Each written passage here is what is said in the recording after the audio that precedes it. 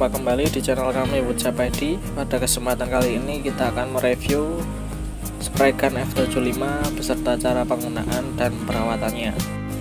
Dalam video ini juga akan diulas bagaimana cara teknik mengatur ulir tekanan di spray gun beserta cara teknik pengecatan menggunakan spray gun F75.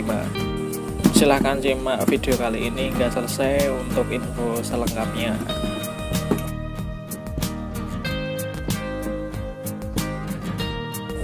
Pada kali ini spray gun F75 yang akan kita ulas adalah F75 dari Tekiro yang memiliki nozzle berdiameter 0,5 mili. Teman-teman bisa mendapatkannya di marketplace dengan harga paling murah 180.000. Ini adalah fitur yang ditawarkan, sudah menggunakan teknologi AVLP. Langsung saja kita buka dari kemasan paket bawaannya. Pertama di sini adalah set spray gun F75 yang memiliki ciri khas dari produk Tekiro berwarna hijau. Di sini F75-nya adalah memiliki tabung atas.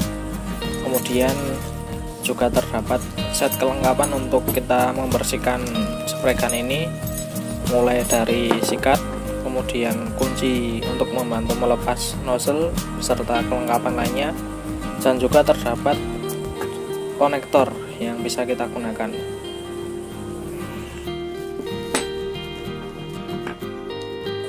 Dalam paket kemasannya juga terdapat manual book di mana terdapat informasi part apa saja dari spray gun ini. Kemudian juga terdapat troubleshooting ketika pola cat tidak sesuai dengan pengaturan, bisa kita cermati bersama. Kemudian juga terdapat tutorial untuk cara penggunaan yang benar, mulai dari tekanannya, kemudian cara jarak pengecatannya, penyetelan katupnya, dan juga ada cara perawatan dari spray gun ini untuk membersihkan dari part-partnya. Sudah cukup lengkap yang ada informasi di manual book ini. Ini adalah part bawaan dari spray gun jika kita buka. Kemudian kita cermati secara khusus untuk spray gun. Sebelum kita ulas lebih lanjut, F75 ini bisa kita cermati ada yang memiliki tabung bawah seperti dalam alat saya yang memiliki sebelumnya.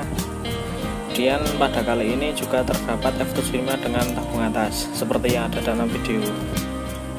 Untuk spray gun F75 tabung atas ini, pertama terdapat tabung yang kemudian menyambungkan kepada alat spray gunnya, dimana sistem dari spray gun ini menggunakan sistem gravity flow karena tabungnya berada di sebelah atas. Kemudian juga terdapat jarum untuk mengatur keluar catnya dan bagian untuk mengatur keluar udara. Untuk nozzle-nya adalah seperti dalam video, berukuran 0,5 mili. Kemudian secara khusus kita cermati pada bagian yang pertama adalah bagian tabung untuk tampungan cat. Terdapat konektor ke arah spray gunnya. Secara khusus konektor ini juga harus dibersihkan agar tidak ada sumbatan. Kemudian pada tabungnya juga terdapat tutup untuk menghindari tumpahnya cat. Kemudian jika kepala nozzle-nya dibuka, di sini terdapat nozzle dalam yang memiliki 4 buah lubang, kemudian juga 4 lubang untuk di kepala nozzle-nya berukuran 0,5.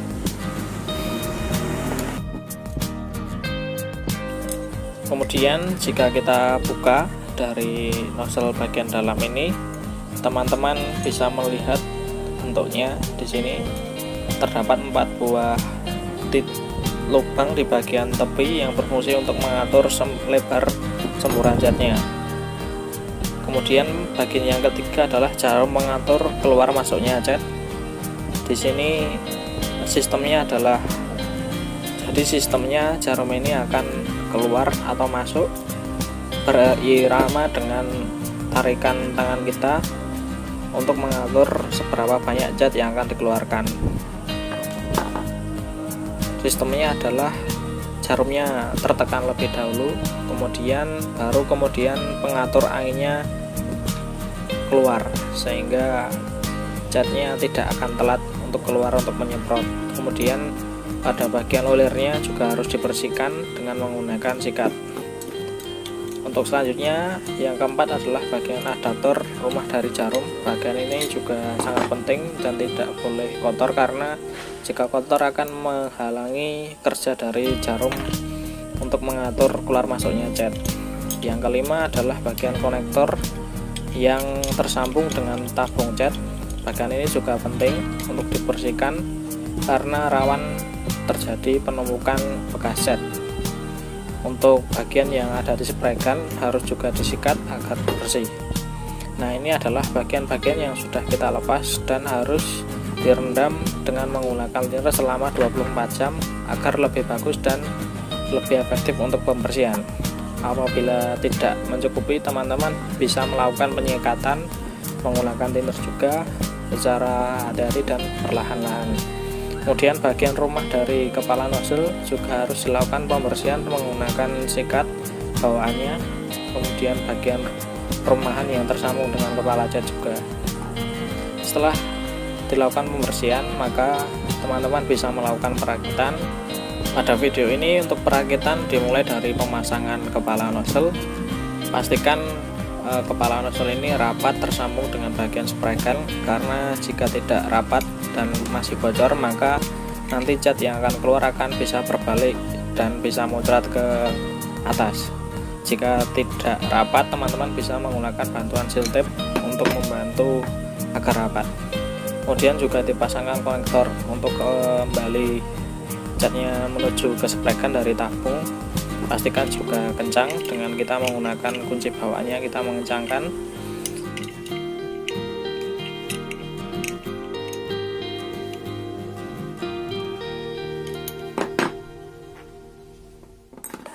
Kemudian juga dipasangkan rumah dari jarum pengatur cat. Pastikan juga sesuai jaraknya dan sesuai tingkat pengencangannya.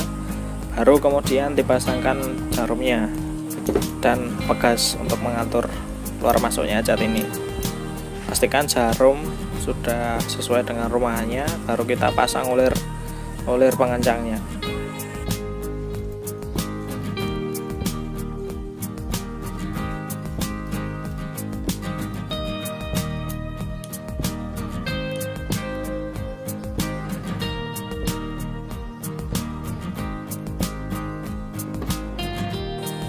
Kemudian lakukan uji coba untuk mencoba keluar masuknya jarum. Pastikan keluar masuknya jarum lebih dahulu ketimbang keluar masuknya tuas untuk mengatur angin, sehingga cat yang masuk akan lebih dulu ketimbang anginnya.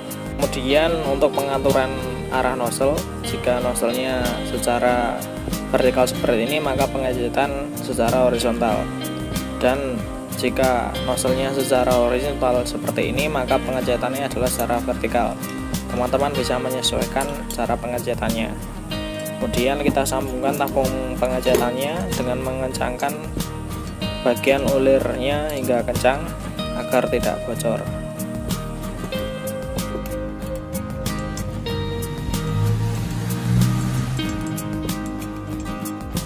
Untuk selanjutnya di sini saya juga menyampaikan bagaimana cara teknik mengatur posisi dari tabung catnya. Jika mengecat ke bawah maka posisi tabung catnya bisa diatur seperti ini sehingga catnya tidak tumpah. Jika kita mengecat ke arah atas maka posisi tabung catnya bisa diatur seperti dalam video agar catnya juga tidak tumpah. Kemudian untuk lebih mudah kita menghubungkan konektor, maka teman-teman bisa membeli konektor PF20 yang disambungkan ke quick release pasangannya. Pastikan konektornya juga kencang agar anginnya sesuai dengan tekanannya. Pada penggunaan kompresor ini dianjurkan untuk menggunakannya di tekanan 45 sampai dengan 75 PSI agar hasil semburan catnya bisa bagus. Nah, ini adalah quick release dari cover SF20 pasangan dari PF20. Kemudian di sini adalah teknik bagaimana cara mengatur semburan dari spray gun ini agar halus. Kita dapat menggunakan air dahulu, lakukan secara penyetelan bahwa pastikan semburannya benar-benar halus sebelum kita gunakan. Nah, ini adalah saat spray gunnya masih memiliki semburan yang kasar. Hal yang pertama adalah kita mengatur tekannya, pastikan benar-benar sesuai dengan anjurannya. Itu bisa kita buka full dahulu, kemudian kita mengatur keluar masuknya cat bisa kita fullkan, kemudian lebar besarnya, lebar semprotan juga bisa kita atur. Kita bisa menggunakannya secara medium dahulu untuk mengetahui bahwa spraynya benar-benar halus atau tidak.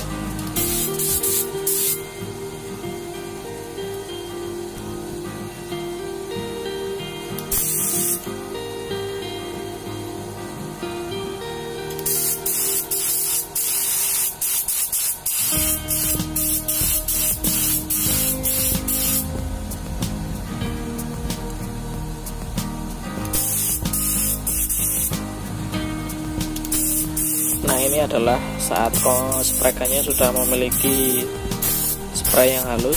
Bisa kita lihat bersama bahwa sudah tidak kelihatan lagi yang kasar. Kemudian lakukan pengecetan dengan memutar nozzle secara vertikal. Bila kita ingin mengecatkannya secara horizontal seperti dalam video, lakukan pengecatan dengan jarak 30 cm. Lakukan secara berirama membentuk huruf S mulai dari atas ke bawah agar catnya tidak terlalu banyak menempel.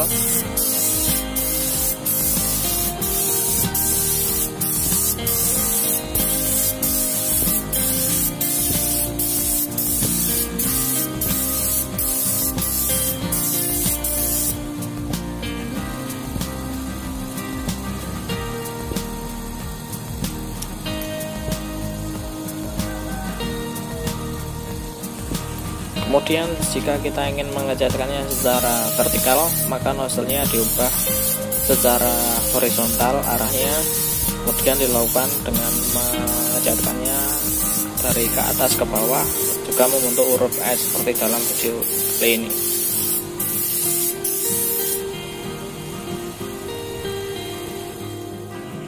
Nah, itu tadi adalah ulasan bagaimana cara teknik penggunaan spraykan F75. Semoga dapat bermanfaat. Jangan lupa untuk subscribe channel ini agar channel ini dapat berkembang lebih lanjut. Terima kasih.